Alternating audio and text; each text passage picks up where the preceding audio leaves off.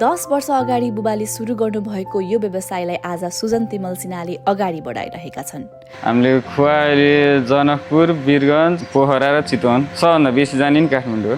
निजगढ 6 मा रहेको सर्वहितैषी डेरी उद्योगमा पहिला धेरै कामहरू परम्परागत तरिकाले गरिन्थ्यो।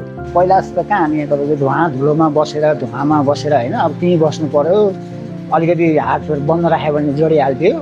तर समयसँगै अरू ठाउँमा भइरहेको प्रगति देखेर र नयाँ प्रविधिको बारेमा बुझ्दै सुजनले डेरीमा आधुनिक मसिनहरू भित्राउने निर्णय गरे। घोड्नलाई हातमा गर्दा 10 जना मान्छे लाग्थ्यो भने मेसिनले गर्दा 1 जनाले भ्याइयो। खुवाहरू राम्रो निस्क्यो, सफा निस्क्यो। आज तिनै मसिनहरूले उत्पादन बढाएको छ, काम सजिलो बनाएको छ र खुवाको गुणस्तर पनि झन् राम्रो र एक नासको बनाएको छ। तर यो सफलताको कथा फ्याक्ट्रीसम्म मात्र सीमित छैन। गाउँका धेरै किसानहरूको बिक्री हुन नसक्ने दुध जुन खेर जान्थे आज आम्दानीको भरपर्दो स्रोत बनेको छ। अब मेसिन झारिएपछि अब किसानहरूले पनि मेसिन झारे यहाँ दुध सप्लाई हुने भयो भने किसानहरू एट्याच हुनुभयो। प्रविधिको सही प्रयोग गर्दै सुजनले व्यवसाय मात्र होइन सम्पूर्ण समुदायलाई नै अगाडि बढ्ने बाटो देखाइरहेका छन्।